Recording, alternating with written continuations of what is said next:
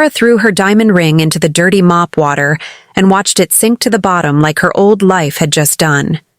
You're probably wondering why a girl would throw away a ring worth more than most people's houses. Why she was standing in a tiny apartment bathroom, wearing a stained apron, with tears streaming down her face. The answer will shock you, because what happened next changed everything she thought she knew about love, money, and who she really was. But first, let me take you back to where this crazy story began. 3 months earlier, Sarah Williams lived in a world most people only see in movies. Her father, Robert Williams, owned half the buildings in the city. Their house had 27 rooms. Sarah's closet was bigger than most apartments. But money can't buy everything. "Sarah, you're 25 years old," her father said one morning over breakfast. The dining table was so long you could play football on it. "It's time you got married." Sarah nearly choked on her orange juice. "Married? Dad, I barely know any men outside our circle." "That's exactly the problem." Robert's eyes were cold as winter. "You live in a bubble. You don't know real people, real struggles, real love." Sarah's heart started beating fast. "What are you saying?" Her father pulled out a thick envelope. "I'm cutting you off for 1 year. No money, no cars, no help from me. You'll live like a normal person. Get a normal job. Find out what real life feels like." The room went silent except for the clock ticking on the wall. "You're joking." Sarah's voice was barely a whisper. "I never joke about business or life lessons." Robert stood up. "The only way you'll learn about real love is if you meet someone who doesn't know about your money, someone who likes you for you." Sarah's world crashed down in that moment. "Dad, please, I can't survive without—" "You can, and you will. Pack one bag. Leave the jewelry, leave the credit cards, leave everything that shows who you are." He walked to the door, then turned back. "When you find real love, love that doesn't care about money, then you can come home." The door slammed shut. Sarah sat there shaking. Her phone, her clothes, her life, everything was connected to her father's money. How do you survive in the real world when you've never even bought your own food? 2 weeks later, Sarah stood outside a small apartment building in the poor part of town. Her one bag felt heavy in her hands. She had $20 left from the $100 her father gave her as a head start. The apartment was tiny, 1 room, a bed that creaked, a bathroom so small you had to sit sideways. But it was hers for a month if she could pay the rent. $200, said Mrs. Chen, the old lady who owned the building. First month up front. Sarah's heart sank. She only had $20. I don't have it all right now, but I can get a job.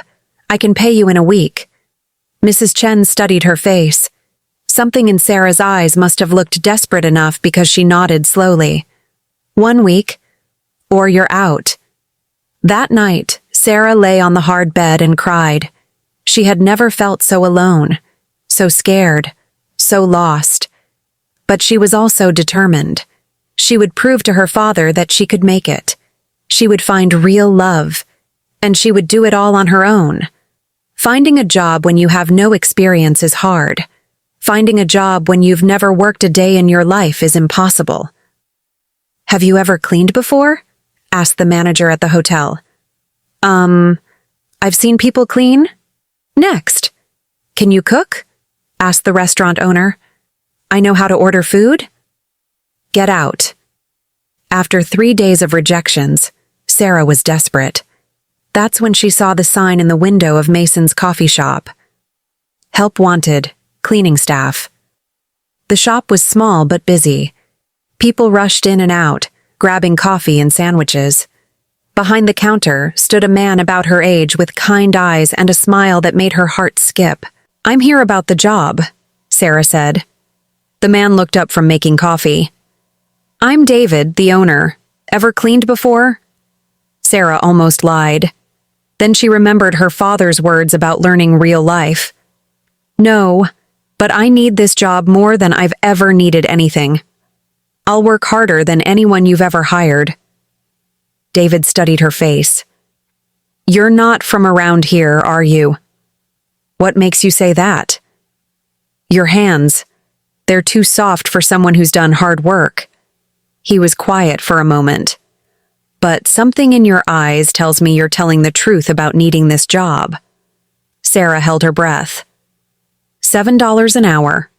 You clean the shop every morning before we open and every night after we close. Can you start tomorrow?" "Yes," Sarah said, maybe a little too excited. David smiled. "What's your name?" For a split second, Sarah almost said Sarah Williams. Then she caught herself. "Sarah Jones."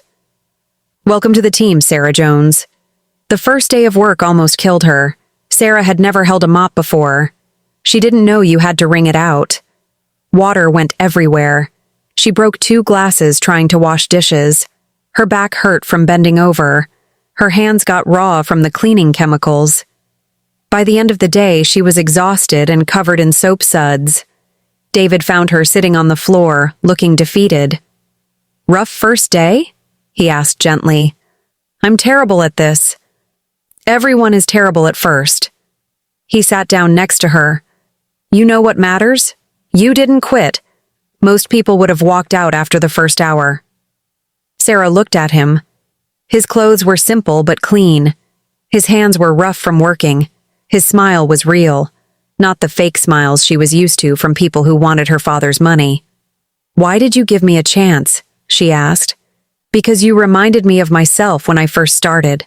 Lost, scared, but willing to try." "When did you start?" David's face got sad. "When my mom got sick.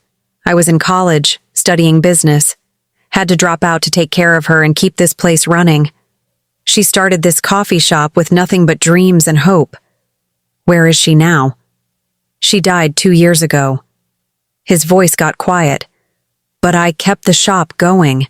For her. And for the people in this neighborhood who need a place that feels like home."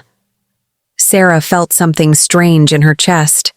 This man had lost everything but kept going. He worked 18 hours a day to help others.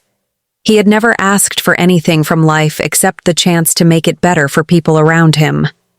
This was what her father meant about real people, real struggles. "I'm sorry about your mom," Sarah said softly. "Thanks. She would have liked you.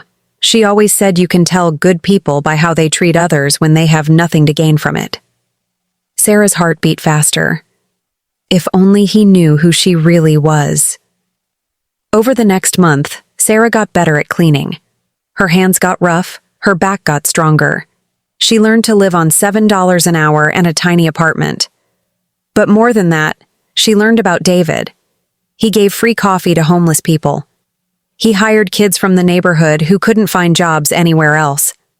When Mrs. Rodriguez couldn't pay for her daily coffee because she lost her job, David pretended he was running a special where coffee was free for loyal customers. Sarah had never met anyone like him. "You're different from other people," David said one evening as they cleaned up together. Sarah's heart stopped. "What do you mean?" "You're kind. But it's not fake kind like people who want something. It's real kind, like you actually care about people."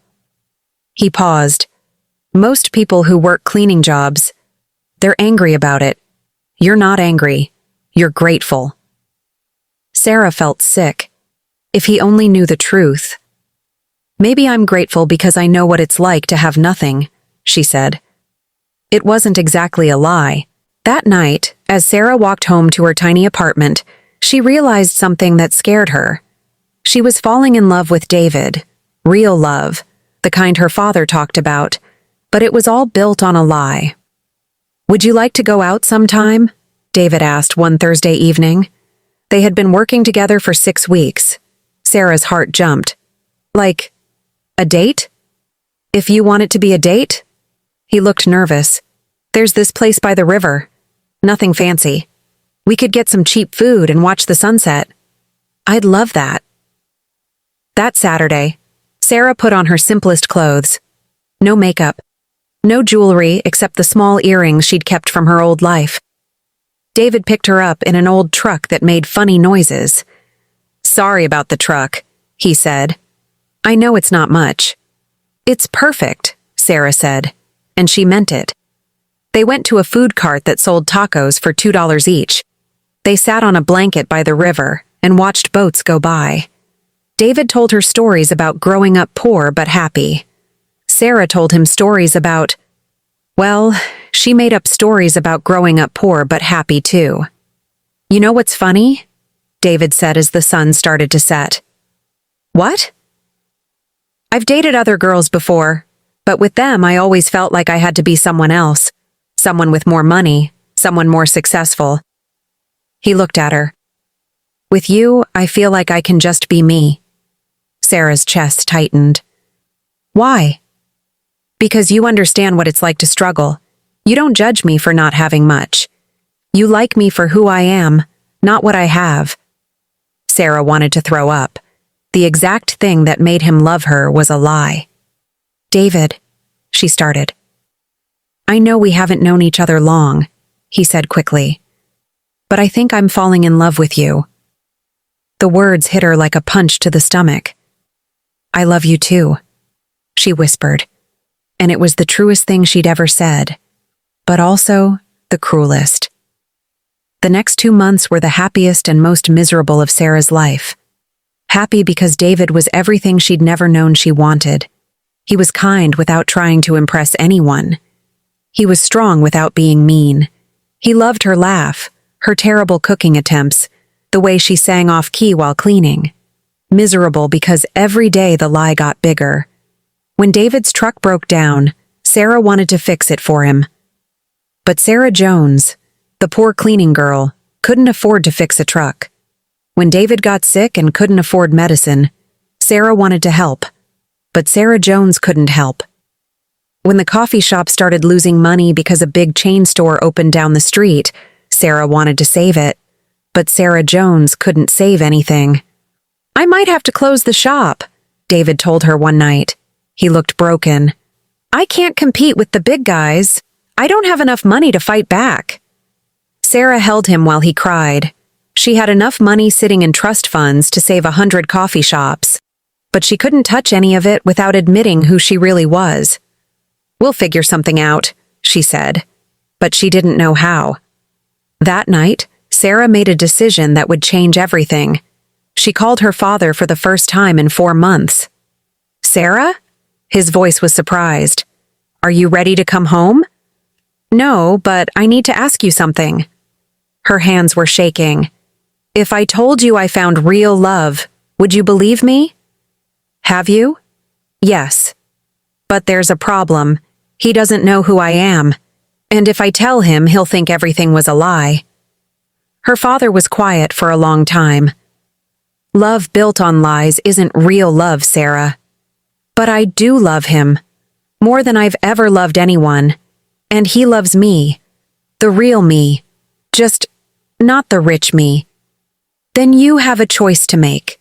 Tell him the truth and hope real love survives it, or keep lying and watch it slowly die." Sarah hung up the phone knowing what she had to do. But first, she had to save the coffee shop, even if it meant risking everything. Sarah had one advantage that Sarah Jones didn't have. She knew rich people. She called her college friend Jessica, who worked at a big marketing company. "Jessica, it's Sarah Williams." "Sarah, where have you been? Your dad said you disappeared." "It's a long story. I need a favor. A big one." "Anything." "There's this small coffee shop that's about to close. I need you to make it famous, like viral famous.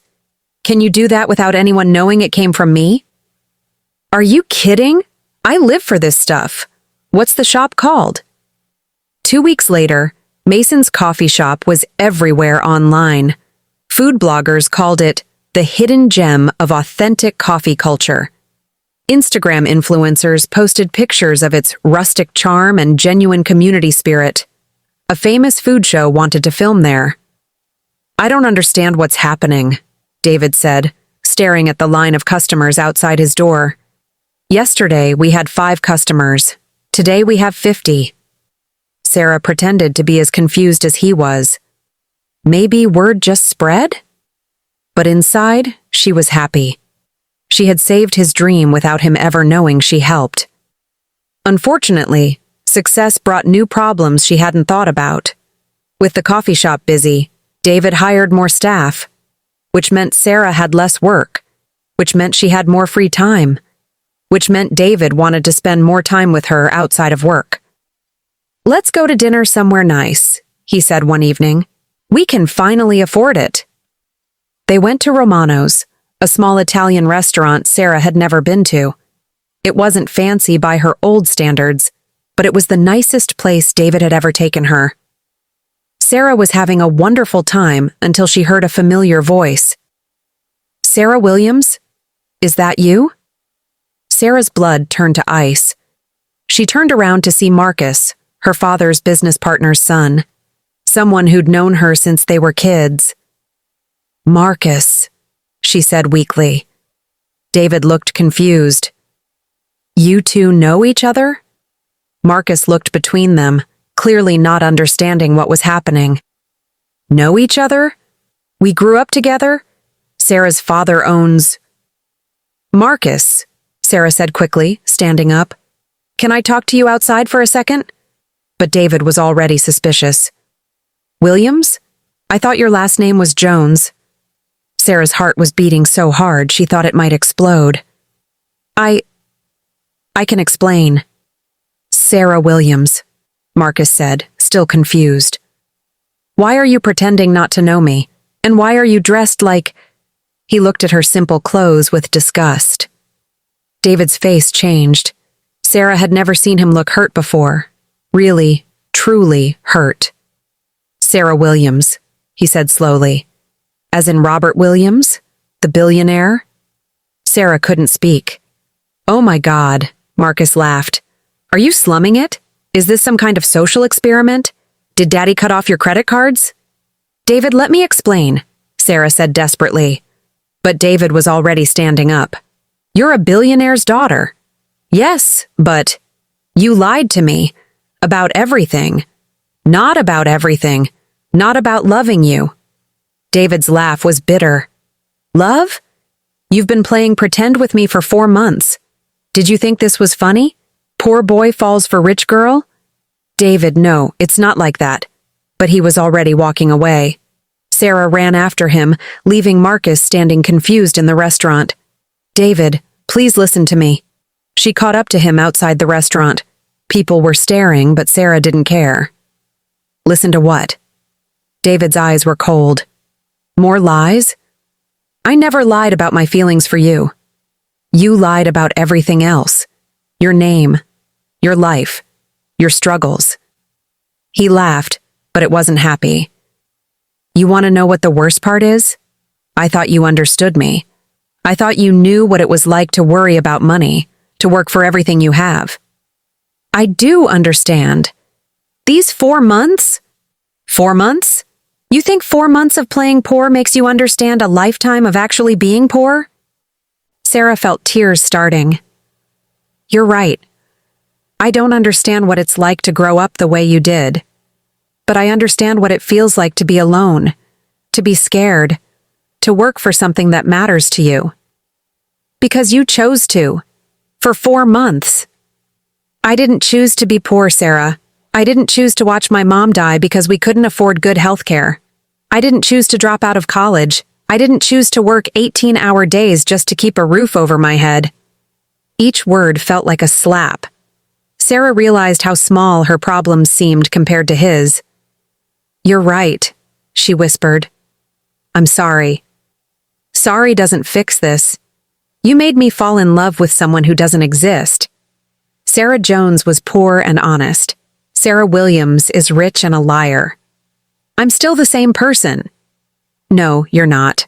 The person I fell in love with wouldn't have enough money to save my coffee shop, but would find some other way to help. The person I fell in love with understood what it meant to struggle."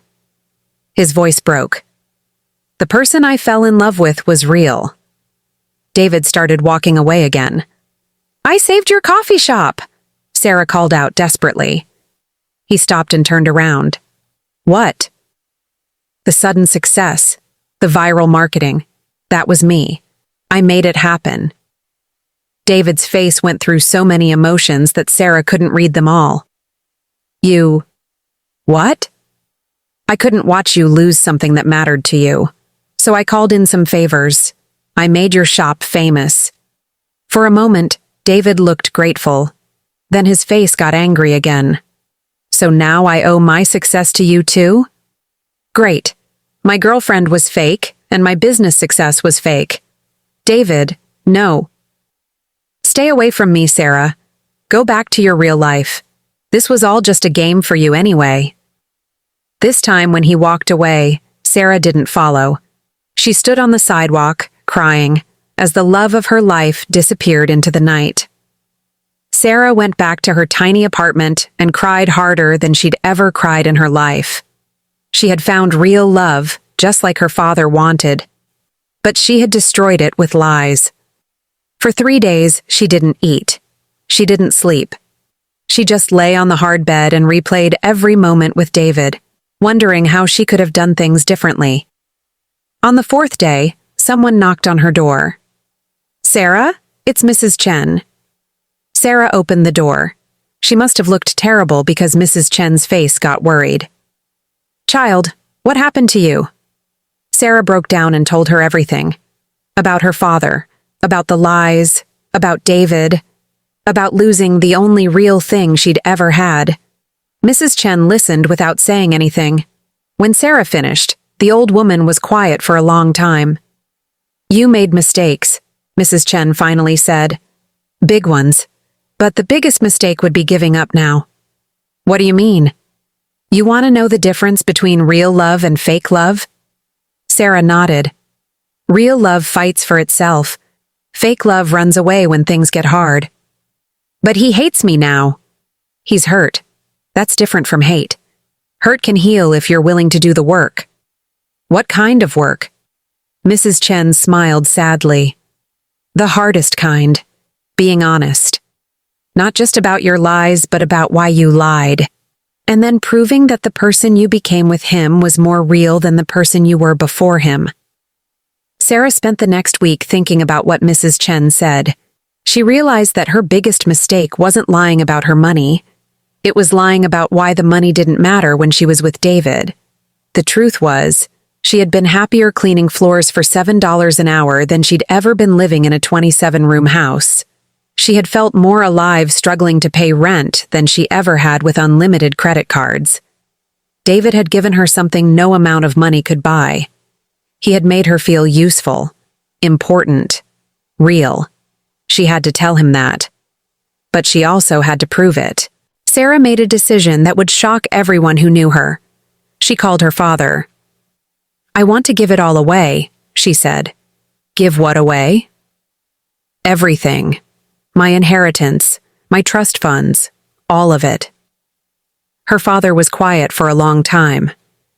Sarah, you don't make decisions like that when you're emotional. I'm not being emotional. I'm being honest. For the first time in my life, I'm being completely honest. Sarah took a deep breath. I don't want your money, Dad. I want to earn my own life. And the young man?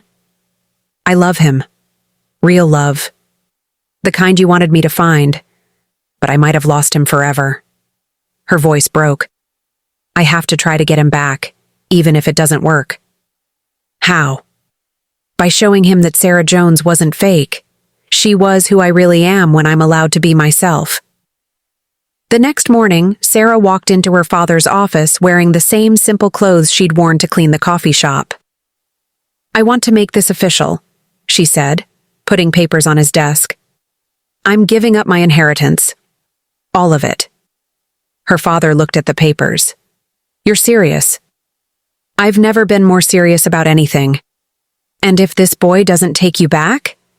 Sarah's heart hurt thinking about it. Then I'll still be glad I did this. Because I learned something these past few months. I don't want to be rich Sarah Williams who gets things because of her father's money. I want to be just Sarah, who gets things because she works for them. Her father smiled for the first time in months, I'm proud of you. Don't be proud yet. I might fail completely. Success and failure aren't measured by getting what you want, Sarah. They're measured by becoming who you're supposed to be. Sarah hugged her father and walked out of the building. She had work to do. The next morning, Sarah stood outside Mason's coffee shop at 5 a.m., waiting for David to arrive. When he saw her, his face went hard. I told you to stay away. I know, but I have something to say. And then I'll never bother you again if that's what you want. David hesitated, then unlocked the door. Make it quick. They went inside.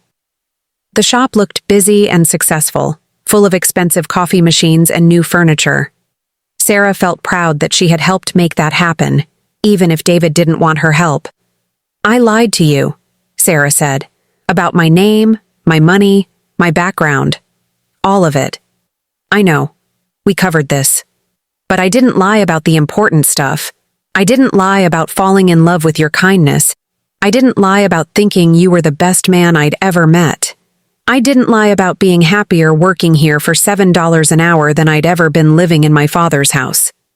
David's face softened a little, but he didn't speak. You were right about one thing, Sarah continued. I don't understand what it's like to grow up poor. I don't understand real struggle. But you know what I do understand now? What? I understand what it feels like to find the place where you belong. And I belong here, with you, working hard for something that matters. Sarah reached into her bag and pulled out legal documents.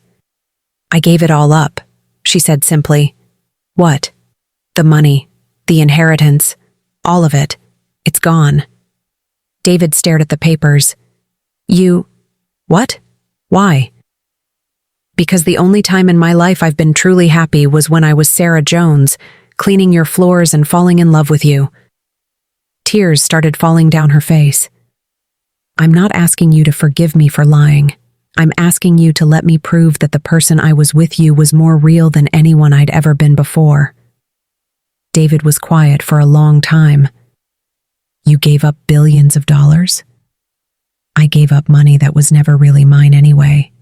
Money that was keeping me from being who I actually am. And who are you actually? Sarah smiled through her tears. I'm a girl who's terrible at mopping but getting better every day. I'm someone who loves watching you help people even when you can't afford to. I'm someone who would rather struggle with you than live easily without you. David's eyes were wet now, too. Sarah, I know I don't deserve another chance. I know I hurt you. But if you let me, I want to spend the rest of my life proving that what we had was real. David walked to the window and looked out at the street. Sarah waited, her heart beating so hard she could hear it. You know what the hardest part was? He said finally. What? Finding out that the girl I fell in love with thought she had to lie to make me love her. He turned around. Did you really think I was so shallow that I'd only love you if you were poor? Sarah felt ashamed. I didn't know. Rich people had always treated you differently. I was afraid that if you knew about the money, you'd see me differently too. I would have seen you differently, but not the way you think. What do you mean? David walked closer to her. I would have been impressed that someone with every advantage in the world chose to work hard anyway. I would have been amazed that someone who could have anything chose to be with me. Sarah's heart stopped. Really? The Sarah I fell in love with was kind and real and genuine. That doesn't change because she has money. It makes it more special, because she didn't have to be those things. So, what happens now? David was quiet for a moment. I need time to think about this, about us, about what's real and what's not. Sarah nodded, trying not to cry again. I understand. But Sarah, yeah? Don't give up your family's money because of me. That's too big a decision to make for someone else. I didn't make it for you. I made it for me. She smiled. For the first time in my life, I made a decision because of what I wanted, not what someone else expected. And what do you want? I want to work for things that matter. I want to struggle and succeed and fail and try again. I want to be with someone who loves me for who I am, not what I have. She paused. And I want that someone to be you.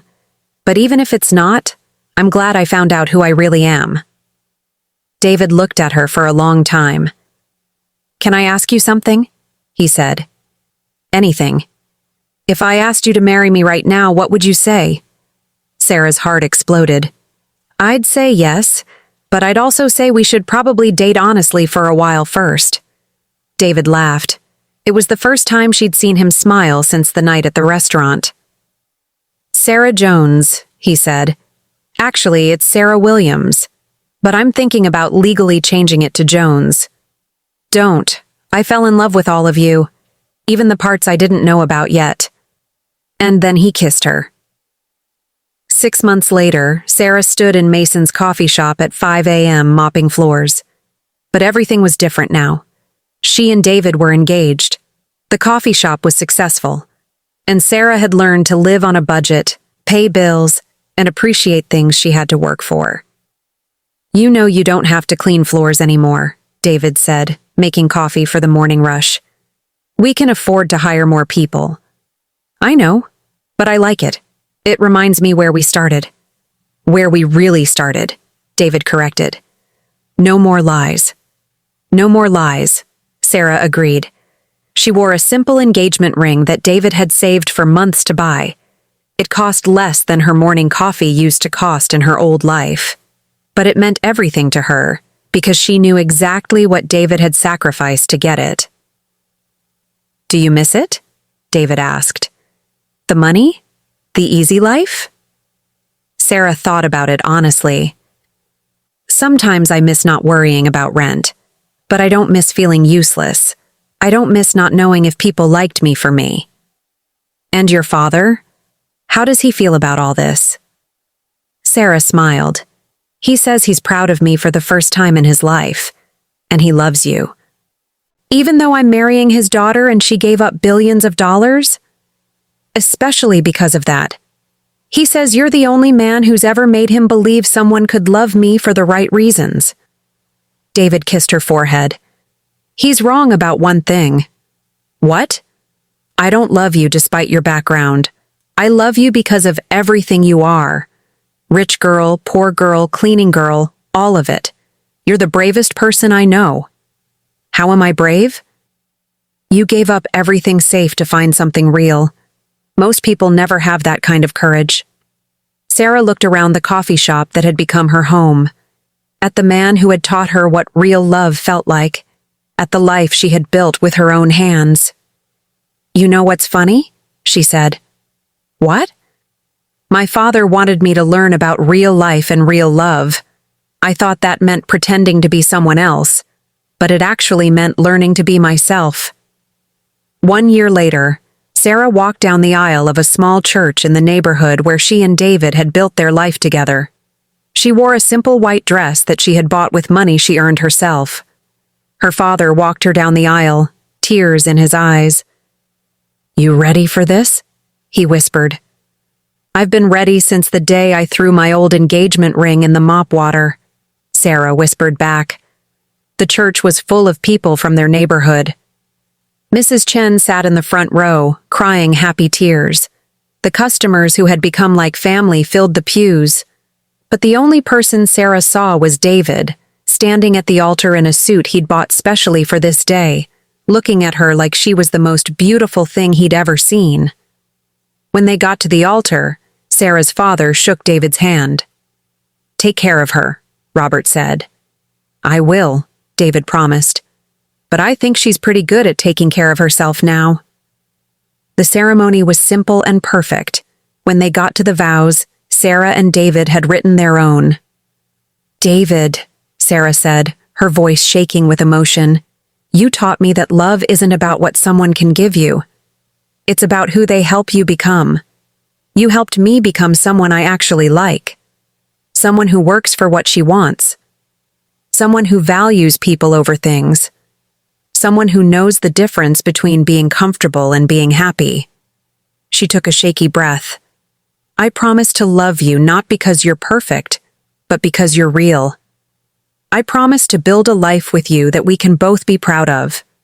And I promise never to lie to you again, even when the truth is scary. David's vows made everyone in the church cry. Sarah, when I met you, I thought I knew what love was. I thought it was finding someone who understood your struggles. But you taught me that love is finding someone worth struggling for. His voice broke.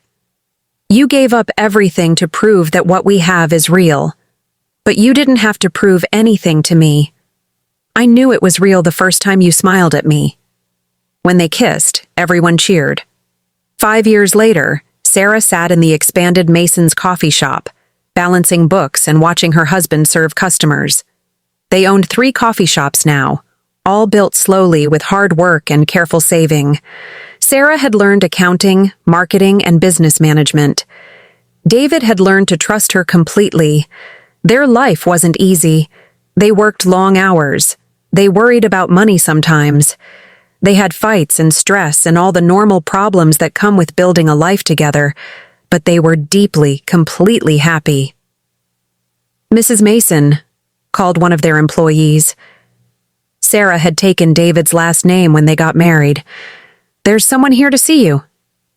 Sarah looked up to see a young woman who looked familiar. Rich clothes, perfect hair, eyes that had never seen real struggle. Are you Sarah Mason? The one who used to be Sarah Williams? Yes, can I help you? The young woman sat down looking desperate. My name is Jennifer. My father is Thomas Chen, the real estate developer. Sarah recognized the name, another billionaire. He cut me off, Jennifer continued. He says I need to learn about real life and real love. He said I should talk to you because you figured it out. Sarah smiled, remembering herself 5 years ago. What do you want to know? How did you do it? How did you go from being rich and miserable to this? She gestured around the coffee shop, which was busy and warm and full of laughter. Sarah thought about it. I learned that the opposite of spoiled isn't poor, she said finally. It's grateful. What does that mean? It means appreciating what you work for instead of taking for granted what you're given. It means valuing people who choose to be with you instead of people who have to be with you because of your money. Jennifer leaned forward. But how do you know if someone really loves you? How do you know it's not just about money? Sarah looked across the shop at David, who was teaching a new employee how to make the perfect cappuccino. He was patient and kind, just like he'd been with her that first terrible day. You don't hide who you are and hope they love the fake version, Sarah said. You show them exactly who you are, money and all, and see if they love you anyway. But what if they don't? Then they weren't the right person. Real love doesn't run away from truth. It runs toward it. Jennifer looked confused. So you think I should tell people I'm rich? I think you should be honest about everything. Your money, your fears, your hopes, your flaws. All of it. Sarah smiled. The right person will love you more because of your honesty, not less. What if I can't find anyone like that? Sarah pointed to David again. See my husband? When I first met him, I thought I had to hide my money to make him love me. But you know what he told me later? He said he would have been more impressed that someone with every advantage chose to work hard anyway. Really? Really? Good people aren't intimidated by your success, Jennifer. They're inspired by it. Bad people either want to use you for it or resent you for it. The trick is learning to tell the difference. Jennifer was quiet for a moment. Your father must be proud of you. Sarah laughed. You know what's funny? He is proud. But not because I gave up the money. He's proud because I learned to make my own choices. Did you ever regret it? Giving up all that money? Sarah looked around the coffee shop again. At the customers who had become friends, at the employees who felt like family, at the life she had built from nothing but love and hard work. Every single day, she said honestly. Jennifer's face fell. I regret that it took me so long to do it, Sarah continued with a grin. That evening, Sarah told David about her conversation with Jennifer. Think she'll figure it out? David asked as they closed up the shop together. I hope so, but everyone has to find their own way. Like you did? Sarah thought about the journey that had brought her here. The lies, the heartbreak, the fear, the growth, the love. Actually, I didn't find my way alone. You helped me find it. How? You showed me what it felt like to be valued for who I am instead of what I have. That's something I never would have learned if I'd stayed in my old life. David pulled her close. And you showed me that love doesn't care about money or status or any of that stuff. It only cares about finding someone who makes you want to be better. They walked home hand in hand to their small apartment above the coffee shop. It was tiny compared to Sarah's childhood mansion, but it was theirs. Every piece of furniture, every decoration, every memory had been earned and chosen together. David? Sarah said as they got ready for bed. Yeah? Do you ever wonder what would have happened if Marcus hadn't shown up that night? If I had never told you the truth? David was quiet for a moment. I think you would have told me eventually. How can you be sure? Because lies get heavy, and you were never good at carrying heavy things. He smiled. Remember your first day cleaning? You couldn't even lift the mop bucket. Sarah laughed. I've gotten stronger. In every way. As Sarah fell asleep that night, she thought about the girl she used to be. Rich, scared, empty, pretending to be someone else to find love. That girl would never have believed that throwing away a diamond ring could lead to finding something more valuable than diamonds. That girl would never have understood that the best things in life aren't given to you. They're built by you. That girl would never have known that real love isn't about finding someone perfect. It's about finding someone who makes you want to be honest. Sarah smiled in the darkness, listening to David breathe beside her. She had started this journey trying to find real love. Instead, she had found her real self. And that, she realized, was even better. 2 years later, Sarah was cleaning the bathroom in their apartment when she saw something shining at the bottom of an old bucket in the closet. Her diamond ring, the one she had thrown away that first night in despair and anger. She pulled it out and looked at it. It was still beautiful, still worth more money than most people would see in their lifetime, but it felt like it belonged to someone else. David, she called, come here. He appeared in the doorway. What's wrong? Look what I found. She held up the ring. David whistled. That thing is huge. Must be worth a lot. But you know what I want to do with it? What? Sarah smiled, the same mischievous smile that had made David fall in love with her in the first place. I want to sell it and use the money to open a job training program for people who need second chances. David stared at her, then broke into the biggest smile she'd ever seen. Have I mentioned lately that I'm crazy about you? Show me, Sarah said. And he did. Outside their window, the city buzzed with millions of people chasing dreams, making mistakes, falling in love, and learning who they really were. Sarah had done all of that and more. But most importantly, she had learned the biggest secret of all. The best love stories aren't about finding your prince. They're about becoming the person worthy of real love. And sometimes, if you're very lucky, those two things happen at the same time. Sometimes the most valuable thing you can give up is the thing that's keeping you from finding out who you really are.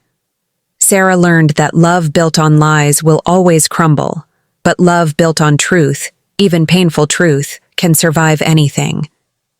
Her story reminds us that real love doesn't ask you to be perfect. It asks you to be honest. And sometimes, being honest means being brave enough to lose everything you thought you wanted in order to find everything you actually needed. Dear friends, what you just saw is only one part of the bigger picture. In the next video, I'll reveal the twist no one saw coming, so make sure you're here when it drops. Drop your thoughts below. I'll be reading every single comment. Thank you so much for watching. I love you so much, and don't forget to give this video a like, hit the subscribe button and share with someone who needs to hear it.